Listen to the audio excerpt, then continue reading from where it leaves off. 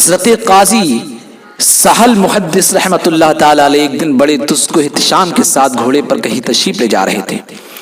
اچانک ایک یہودی سے ملاقات ہوئی جو دھوئیں اور غبار کی کثافت سے میلا کچیلا تھا۔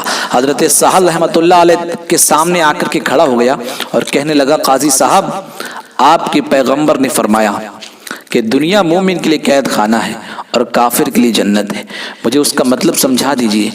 آپ مومن ہو کر کے اس عیش و آرام اور کر و فر کے ساتھ زندگی گزار رہے ہیں، اور میں کافر ہو کر کے اتنا خستہ حال ہوں اور آلام اور مصائب میں گرفتار ہوں۔ میں کس طرح تسلیم کر سکتا ہوں کہ دنیا مومن کے لیے قید خانہ اور کافر کے لیے جنت ہے؟ حضرت قاضی سہل رحمۃ اللہ علیہ نے برجستہ یہ جواب دیا کہ جب تو قیامت کے دن دوزخ میں چلا جائے گا تو اس عذاب جہنم کے لحاظ سے تیری یہ دنیا تیرے لیے جنت معلوم ہوگی۔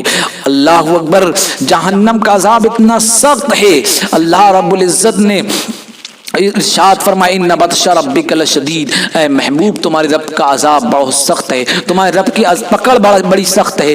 اللہ اکبر! جہنم کا عذاب اتنا سخت ہے، قرآن کہتا ہے لو ان لنا کرۃ فنکون من المؤمنین، جب لوگ جہنم میں ڈال دیے جائیں گے تو وہ کہیں گے کاش ہمیں دوبارہ دنیا میں بھیج دیا جائے تو ہم مومن میں سے ہوں گے۔ تو جہنم میں جب تو جائے گا تو جہنم کا عذاب اتنا سخت ہوگا، تجھے وہ دنیا اپنی جنت معلوم ہوگی۔ لیکن جب میں جنت میں جاؤں گا اور جنت کی بے شمار نعمتوں سے نوازا جاؤں گا تو میری یہی دنیا جنت کی عظیم نعمتوں کے مقابلے میں میرے لیے قید خانہ محسوس ہونے لگے گی۔ یہ ایک بہت ہی حکیمانہ فلسفہ ہے کہ ہر آرام اپنے سے بڑے آرام کے مقابلے میں تکلیف نظر آتا ہے، اور ہر تکلیف اپنے سے بڑی تکلیف کے اعتبار سے آرام دہ محسوس ہونے لگتی ہے۔ اس لیے حضور سرور عالم صلی اللہ علیہ وسلم کا فرمان ہے کہ تم اپنے سے گرے ہوئے لوگوں کے حال پر نظر رکھو تو تم اللہ کا شکر گزار بندہ بن جاؤ گے۔ ظاہر ہے کہ جب کانا اندھے کو دیکھے گا تو اس کے مقابلے میں اپنے کو بہتر سمجھ کر اللہ کا شکر ادا کرے گا، الحمدللہ میری ایک آنکھ تو سلامت ہے، اندھے کی تو دونوں آنکھیں نہیں ہیں۔ اور کانا جب دونوں آنکھ والوں کو دیکھے گا تو ضرور اس کے دل میں یہ چوٹ لگے گی کہ افسوس میری ایک آنکھ نہیں ہے اور ان کی دونوں آنکھیں سلامت ہیں۔ اسی طرح سے وہ اللہ کی ناشکری کا مرتکب ہوگا۔ اللہ اکبر! سعدی شیرازی علیہ رحمت و رضوان فرماتے ہیں کہ میں ایک سفر کر رہا تھا تو میرے پیر میں جوتی نہیں تھی، میرے دل میں یہ خیال آیا کہ اے اللہ تو نے مجھے پیر دی، کم از کم جوتی تو دے دیتا، اتنا کہنا تھا۔ اس کے بعد میں آگے جاتا ہوں اور ایک مسجد کے دروازے پر میں نے کیا دیکھا کہ ایک شخص جس کے دونوں پیر کٹے ہوئے ہیں۔ میں نے اللہ کا شکر ادا کیا ہے، میرے رب تو نے مجھے جوتی نہیں دی تو کیا ہوا، تو نے مجھے پیر تو دیے ہیں، سامنے والے انسان کے تو دونوں پیر نہیں ہیں۔ اگر انسان نیچے کو دیکھے گا تو وہ اللہ کا شکر گزار بندہ بن جائے گا، اور اگر وہ اوپر کو دیکھے گا تو متکبر بن جائے گا، قارون فرعون حامان بن جائے گا۔ اللہ اکبر! اللہ ہمیں اور آپ کو توفیق عطا فرمائے کہ ہم اس کے شکر گزار بندے بن جائیں۔